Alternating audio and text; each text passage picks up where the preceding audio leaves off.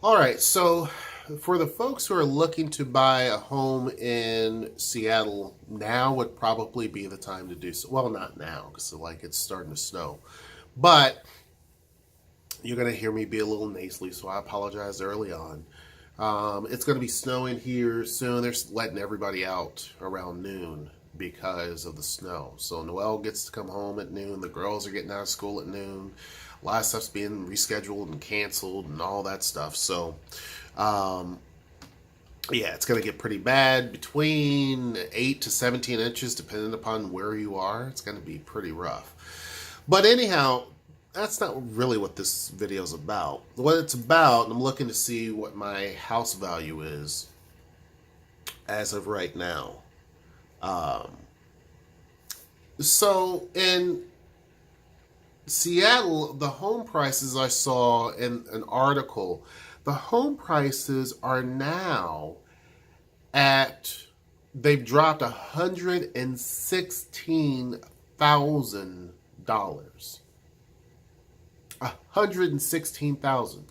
I remember when they were saying home prices dropped 30,000, 50,000. I have a subscriber that is here in this area, and she was talking about that, like how the home prices have been dropping for a while. She's been noticing it, and I was like, yeah, yeah, they're dropping a little bit or whatever. But 116,000. Like here in Tacoma, they're not dropping like that. Like, did they go down a little bit? A few thousand? Sure. They went down a few. The value of my house went down by 4,000, like from where it was. It went down by about 4,000 or so. But still, the house is worth 100 grand more than what we paid for it, right? When you look at, and I'm looking at different little models, yeah, it's still, the value is held. When you look at homes in Seattle, that's not a good thing. It's a good thing if you're trying to buy a house now, because obviously it's easier to get a house. But it's a bad thing if you bought a house at the peak and now your home is kind of underwater, because unless the values tick back up, it's going to be underwater. You remember I said, someone says, is this a housing bubble or what have you? And I said, I don't know. We have to see when springtime comes. I'm still not going to say it's a housing bubble that's bursted until, next month or so, when the weather clears, because a lot of people don't want to trudge around in several inches of snow or cold weather and look at homes. And then prior to that, during the wet months that we have, people don't want to look at a home, even though that's probably the best time to look at a home, because then you can test for leaks, right? You can test to see if the heat works, because you don't want to test the heat during the summer and see if it works, because anything blowing is going to feel hot. But you want to be able to, when it gets kind of cooler around, October, November, you probably want to look for a home, because here it's still raining and it's not super cold, not super hot, but you can test the heat and stuff like that possibly yourself, right? And you can also check for leaks. And then if those things are bad, you don't have to waste your time. You can just move on. I mean, that's what we did.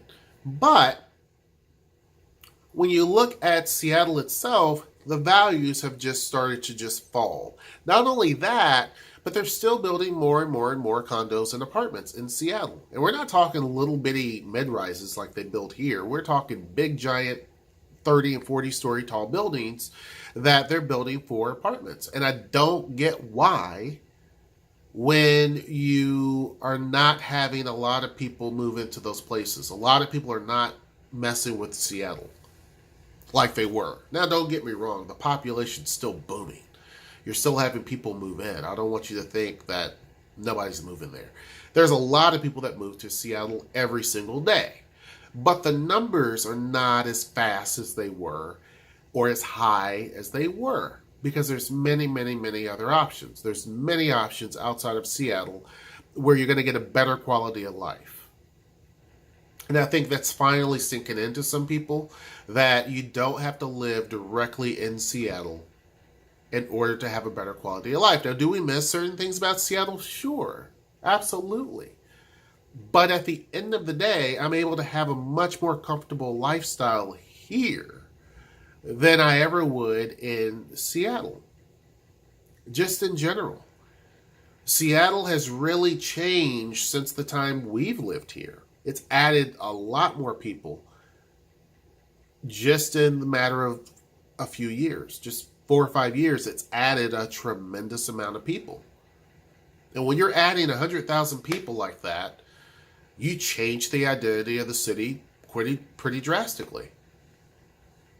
Now, don't get me wrong, is Tacoma growing? Yeah, it grows quite a bit too. It's been growing faster than it's ever had in history.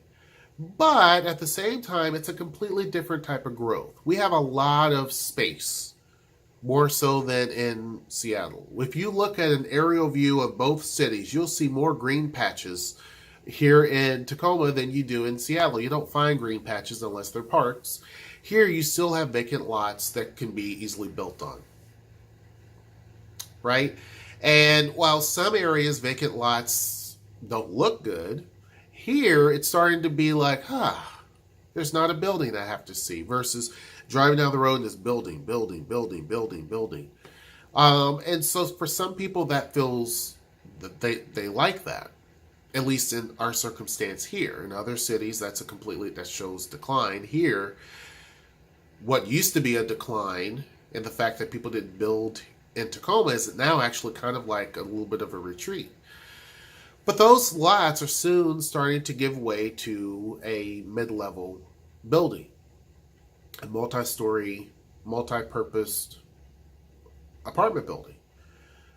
And so we see that here, but it's not like what you see up in Seattle. And now even the apartment complexes, these big giant buildings, are offering massive incentives, dropping their price to where it's almost comparable to what you're going to find here in Tacoma, because they've overbuilt. Now, will I say that there's a bubble in the apartment construction part? Yeah. In Seattle, yeah. I don't think that the housing, when we're talking about single family homes, I don't think that that's a bubble yet. But I think when it comes to the big construction projects, yeah, that's a bubble. It happened up in Vancouver. It's happening up in Seattle. And basically, there's no one to fill those spaces the way that they were. I mean, even the older apartments were really doing great because they had people who would come to them because the rents were a lot cheaper. Now, those are even more emptier and have a little bit more available space because people can now go and afford something much, much nicer and much, much closer to downtown. But the home prices will probably start to move back up, but I don't think they're going to move up like they were. Right? I don't know what the value is of homes in Seattle, but they're probably, on average, now pushing in the fives. If everything's true, they're pushing in the fives. The average price of homes here in this area are like in the 360 range. In Tacoma, about 360. So they got up to that point. So the difference is not drastic like it was, where you could basically buy 2 homes here for the price of 1 up in Seattle. It's not that bad. It's still much higher. The home prices there are still much higher, but it's a massive correction. It's a huge correction. I don't think it's a bubble, but it's a huge correction. People are not selling their homes and put them on market because they're waiting for it to pick back up again. I don't know if that's going to happen, to be honest with you.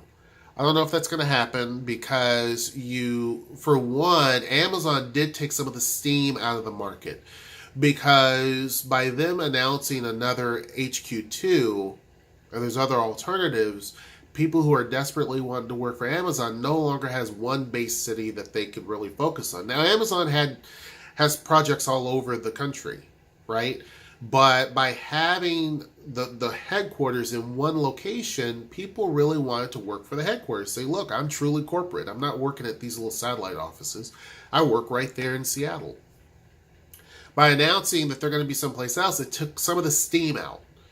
Then when you have, when you have the tariffs on China, the Chinese are not the country is not making as much money as it used to. And so that also means that the people who have companies aren't making as much money as they used to. Those people who are buying properties here in the US and in Canada aren't buying as much as they used to because they can't really afford it like they used to. There's a little bit more uncertainty over there, so people are holding on to their cash. That changes things too, quite a bit. And then when you consider the fact that you don't have to live right there in Seattle, you have other alternatives. You have more of a family. If you're a family, you're better suited outside of Seattle than you are in Seattle. And it doesn't matter where you choose. You're going to be better suited because you're going to have much more of a family atmosphere as opposed to Seattle. Doesn't mean families can't exist there. You just have a better, the cities are kind of more family oriented than up in Seattle. Seattle's a very single person's game. If you're single, Seattle is prime market. I'm not saying no other place is, but it's really a single person city. Here, not as much, obviously, but you do better when you're a family. I mean, you could do great as a single too, but I mean, as a family, you do really well. Things are more designed for you here. And so as a result of all these different factors, the home prices up in Seattle are just not holding like they were, and they're just dropping. They're dropping faster here than any other place in the country. It used to be that we were the fastest growing home prices of any other place in the country. Now we're the fastest dropping. That still has not stopped the city from holding the most amount of sky cranes of any other city in the country. Seattle still has more cranes in the sky than New York City, San Francisco, Los Angeles, Denver, Dallas, Philadelphia, pick a city. Seattle still has more than any, Miami, which has a lot of sky cranes. We have more sky cranes in the sky in Seattle than any other city in the country. And that's been going on for several years. That will probably change, but that's been going on for several years. It's not going to change this year or next year because there's still a lot of projects in the pipeline unless they retool and say it's not worth it. If all those planned projects go through, which will create even more inventory, which is not a good thing, I mean, it's good in a way, but it's not good. Because people will say, well, it provides affordable housing. It really doesn't. Because these still, people who are looking for affordable housing still can't afford what's up in Seattle anyway. You're just creating, stock that people who are upper middle income can afford. Upper middle income and higher can afford. You're not creating it for people who are your average middle income family or below. So you're still not going to solve the homelessness issue there. You're not going to solve the affordable housing issue there because even with all the glut, it's still not going to drop. The prices aren't going to drop enough for just your regular American family. But anyhow, I'm going to get off of here. Hope you guys are having a great day. Make sure you like, share, and subscribe. And until next time, I will see you. Take care.